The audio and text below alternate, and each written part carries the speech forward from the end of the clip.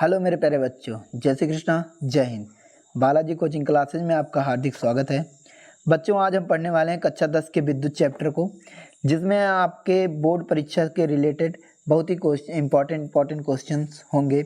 चलिए इसको हम शुरू करते हैं। सबसे पहले विद्युत को पढ़ने से पहले हमको पढ़ना है कि आवेश क्या होते हैं बेटा। तो आवेश परमाणु का एक मूलकण होता है, या धनात्मक भी होता है या ऋणात्मक भी होता है। या आप ऐसे बता सकते हैं कि आवेश किसी पदार्थ का वह गुण है। आवेश जैसे कोई पदार्थ है, इसके अंदर एक गुण होता है जिसके कारण ये अन्य पदार्थों को अपनी ओर क्या करे, आकर्षित करे, उसे आवेश कहते हैं। और वैद्युत आवेश किसे कहते हैं बच्चा? क्या चीज़? विद्युत आवेश किसे कहते हैं? तो आप विद्युत आवेश किसे कहते हैं हम बताते हैं कि किसी पदार्थ का वह गुण जिसके कारण वह किसी अन्य पदार्थ या अपने ही पदार्थ में विद्युत या चुंबकीय प्रभाव उत्पन्न कर देता है, उसे हम क्या कहते हैं बच्चों?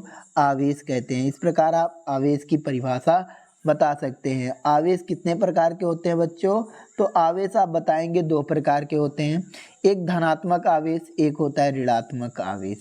अब अगला पॉइंट आपका है कि समान आवेश जो होते हैं एक दूसरे को प्रतिकर्षित करते हैं। अर्थात अगर हम माइनस कोई आवेश है, इधर भी एक कोई माइनस आवेश है, इन दोनों को पास पास लाएं तो इनके बीच सदैव प्रतिकर्षण बल लगता है। जैसे कोई प्लस आवेश है, एक प्लस आवेश, ये समान प्रकृति के आवेश हैं, इनको हम पास पास लाएंगे सदैव कौन सा बल लगेगा? इनके बीच प्रतिकर्षित बल लगेगा। और असमान आवेश एक दूसरे को आकर्षित करते हैं। अब इसकी जगह पे हम कोई असमान आवेश जैसे एक प्लस ला दिए और एक माइनस ला दिए, तो इनके बीच कौन सा बल लगेगा? सदैव आकर्षण बल लगेगा। तो इस प्रकार समान आवेश के बीच कौन सा बल लगता है? प्रतिकर्षण। और विपरीत आवेश के बीच कौन सा बल लगता है? आकर्षण बल। हमने ये सीख लिया है। तो आवेश को जो लिखते हैं हम क्यू से प्रदर्शित करते हैं। आवेश को किससे लिखते हैं? क्यू को। आवेश को प्रदर्शित किससे किया जाता है बच्चों? क्यू से प्रदर्शित किया जाता है। क्यों? इसका क्यों जो होता है, इसका एसआई मात्रक जो होता है, क्या होता है बच्चों? कूलाम आवेश का एसआई मात्रक होता है। तो कूलाम आवेश का क्या होता है? एसआई मात्रक होता है। तो क्यों बराबर जो फार्मूला आपको मिल जाता है ये होता है N × E। चलिए आगे इसके बारे में हम पढ़ते हैं अगले पेज पर। तो आवेश जो होता है एक कूलाम आवेश, आपको क्यों बराबर क्या मिलता है? फार्मूला क्यों बराबर आवेश N × E मिलता है, जहाँ पर एक कूलाम आवेश में इलेक्ट्रॉनों की संख्या अगर आपको पता होनी चाहिए तो कितनी होती है?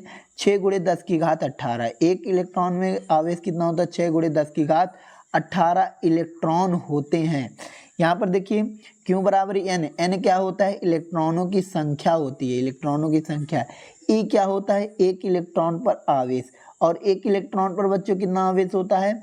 1.6 × 10⁻12 कूलाम का आवेश होता है। 10⁻−19 कूलाम का आवेश होता है। एक इलेक्ट्रॉन पर कितने कूलाम का आवेश होता है? 1.6 × 10⁻−19 कूलाम का आवेश होता है। इस प्रकार आप बता सकते हैं बच्चों। चलिए अब अगला हमारा टॉपिक है वैद्युत धारा। वैद्युत धारा या विद्युत धारा किसे कहते हैं बच्चों? इसके बारे में हम पढ़ लेते हैं।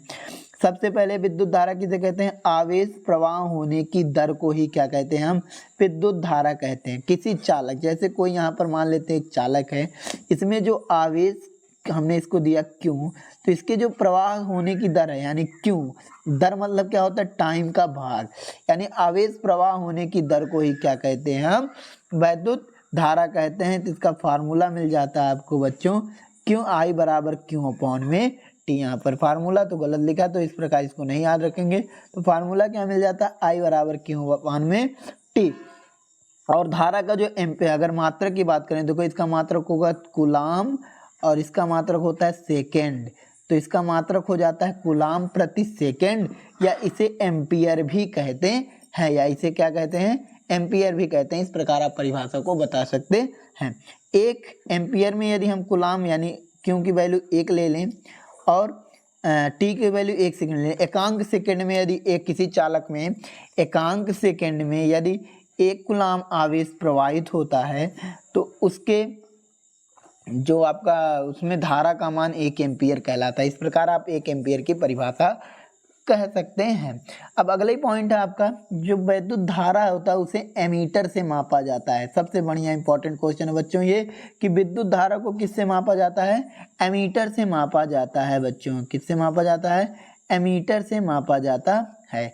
इसका जो एमीटर का प्रतीक चिन्ह होता है ये इस प्रकार बना होता है। देखिए इस प्रकार लाइन होती है, एक तरफ पॉजिटिव और बीच में ए लिख के एमीटर लगा के यहाँ पर माइनस। ये इसका क्या होता है बच्चों? ये देखिए आपको दिखाया गया, ये इसका होता है प्रतीक चिन्ह होता है। तो इस प्रकार आप बता सकते हैं एमीटर का प्रतीक चिन्ह क्या होता है। तो एमीटर क्या होता है इसके बारे में पढ़ लेते हैं। एमीटर का प्रतिरोध कम होता है तथा हमेशा श्रेणी क्रम में जोड़ता है। एमीटर का प्रतिरोध कम होता है और यह हमेशा श्रेणी क्रम में जुड़ता है। हम प्रतिरोध के बारे में जो है बाद में पढ़ेंगे, सबसे पहले इसके बारे में पढ़ लेते हैं। वैद्युत धारा की दिशा जो होती है इलेक्ट्रॉन की प्रवाह की दिशा के विपरीत मानी जाती है। तो ये दिमाग में रखिए, अगर पूछ लेता है वैद्युत धारा की दिशा किस तरफ होगी, तो अगर इलेक्ट्रॉन इस दिशा में गति कर रही है तो वैद्युत धारा की दिशा इसके विपरीत मानी जाती है, क्योंकि जिस समय विद्युत की परिघटना का सर्वप्रथम परीक्षण किया गया था इलेक्ट्रॉनों के बारे में कोई जानकारी नहीं थी, अर्थात विद्युत धारा को धनावेश में प्रवाह में माना जाता था। लेकिन जब इसके बारे में हम इलेक्ट्रॉनों के बारे में अध्ययन किए वैज्ञानिक ने, तो उन्होंने देखा कि इलेक्ट्रॉन जिस दिशा में गति करते हैं उसके विपरीत दिशा में वैद्युत धारा की दिशा होती है। तो इस गणना के अनुसार पे वैज्ञानिकों ने आपको बताया कि वैद्युत धारा की दिशा किस तरफ होती है, इलेक्ट्रॉन के प्रवाह की दिशा के विपरीत होती है। तो अब चलिए अगला टॉपिक हमारा विभवांतर। बच्चों विभवांतर क्या होता है इसके बारे में हम पढ़ लेते हैं। सबसे पहले विभवांतर क्या है? एकांक आवेश को एक बिंदु से दूसरे बिंदु तक ले जाने में किया गया कार्य ही क्या कहलाता है? विभवांतर कहलाता है। और विभवांतर को हम लिखते हैं किससे? V से। V बराबर क्या होता है? W/Q, यानी किया गया कार्य बट्टे कितने आवेश को हम ले जा रहे हैं। अगर इसके मात्रक की बात कर रहे हैं तो इसका मात्रक होता है जूल प्रति, देखो कार्य का मात्रक जूल प्रति कूलाम होता है, जूल प्रति कूलाम। तो विभव का मात्रक होता है या विभवांतर का मात्रक होता है जूल प्रति कूलाम। इसका एसआई मात्रक होता है वोल्ट। बच्चों क्या होता है? वोल्ट। ये इंपॉर्टेंट है, इसको याद रखेंगे। अगर पूछ ले 1 वोल्ट की परिभाषा क्या होती है तो आप क्या बताएंगे? जब 1 कूलाम आवेश को ले जाने में के लिए किया गया कार्य 1 जूल का हो तो उसका जो विभवांतर होता है वो कितने वोल्ट कहलाता है? 1 वोल्ट कहलाता है। इस प्रकार आप 1 वोल्ट की परिभाषा भी बता सकते हैं। अगला चीज है वोल्ट मीटर। विभवांतर के मापने की क्या है? एक युक्ति है, मतलब वोल्ट मीटर से हम क्या मापते हैं? विभवांतर। तो अगर हम पूछ ले आपको विभवांतर मापने का यंत्र कौन सा है तो आप बताएंगे विभवांतर वोल्ट मीटर से मापा जाता है। इसमें जो प्रतिरोध ज्यादा होता है तथा यह हमेशा पार्श्व क्रम में जोड़ा जाता है। ये बेटा पार्श्व क्रम मतलब होता है समांतर क्रम में जोड़ा जाता है। तो ये चीज आप दिमाग में रखिए कि इसका जो प्रतिरोध होता है ये अधिक होता है और इसे हमेशा समांतर क्रम में जोड़ते हैं। वोल्ट मीटर का प्रतीक चिन्ह जो होता है ये इस प्रकार का होता है। अमीटर के टाइप होता है, बस यहाँ पर ए लिख दिया जाता है, वहाँ पर यहाँ पर अगर अमीटर हो जाता है ये हो जाए ए लिख दिया जाता है, वोल्ट मीटर होता है तो बी लिख दिया जाता है। अब देखो सेल क्या होता है बेटा, सेल के बारे में पढ़ लेते हैं। सेल एक ऐसी सरल युक्ति है जो विभवांतर को बनाए रखती है। सर एक ऐसी सरल युक्ति है जो विभवांतर को बनाए रखती है। मतलब अगर सेल एक प्रकार से क्या होती है, ऊर्जा देती है आपको, एनर्जी, मतलब धारा प्रवाह करती है। सेल का जो प्रतीक चिन्ह होता है बाबू ये इस प्रकार होता है, इस प्रकार होता है। तो आप ऐसे बताएंगे ये क्या है आपका? सेल का प्रतीक चिन्ह होता है। इसमें मतलब कई बैटरियों को जोड़कर एक सेल बनाया जाता है, एक युक्ति होती है जिसे हम क्या कहते हैं? सेल कहते हैं। तो विद्युत धारा हमेशा उच्च विभवांतर से निम्न विभवांतर की ओर होता है। ये बहुत बढ़िया टॉपिक आपका कि विद्युत धारा जो होता है वो हमेशा उच्च विभवांतर से निम्न विभवांतर की तरफ होता है। तो उम्मीद है आपको बच्चों इतना चीज समझ में आया है। बाकी आगे हम पढ़ेंगे ओम का नियम क्या होता है, ओम के नियम के बारे में हम पढ़ेंगे। ये आपका ओम का नियम जो बेटा बहुत इंपॉर्टेंट है। तो ऐसे ही वीडियो देखने के लिए चैनल को सब्सक्राइब कर लीजिए और अपने दोस्तों को भी